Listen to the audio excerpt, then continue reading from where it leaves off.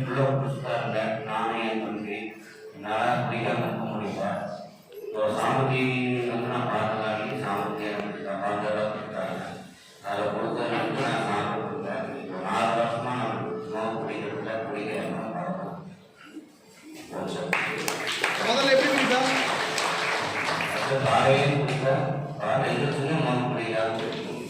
காலையில் சின்ன நோய் சுத்தமாக குடிச்சுட்டு தான் மற்ற வேலை இருப்பேன். என்ன வேலை? அப்பதான் கை காண்டு இப்ப குடிக்காம இருக்க இப்ப நிக்கலையா?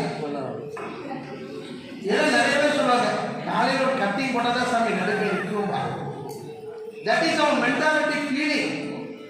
மென்டாலிட்டி மனநிலையிற்கு பாதிப்பு தான். குடிய உடல்நல நிலைக்கிறவங்க குடியை வந்து ஜெயிச்சிருவான். இன்னைக்கு நீ எவ்வளவு சம்பாதிக்கிற? வீட்டுக்கு எவ்வளவு கொடுக்குற? வாரமான ஒரு 5000 கொடுத்துட்டு வீட்டுக்கு வா. 5000 ரூபா கொடுத்துடலாம். வீட்டுல கஷ்டம் இல்லை. இவங்க தம்பியை நல்லா விட்டுட்டு நல்லா நீ தொழில் செய்யற நல்லா ஜெயிச்சுருக்கிறாங்க. குடும்பம் நல்லா இருக்கு.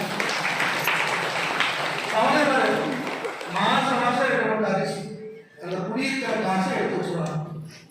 குடிக்கிற காசை அதை அரிசி 2 அரிசி கையில் எடுத்து விட்ட காலி.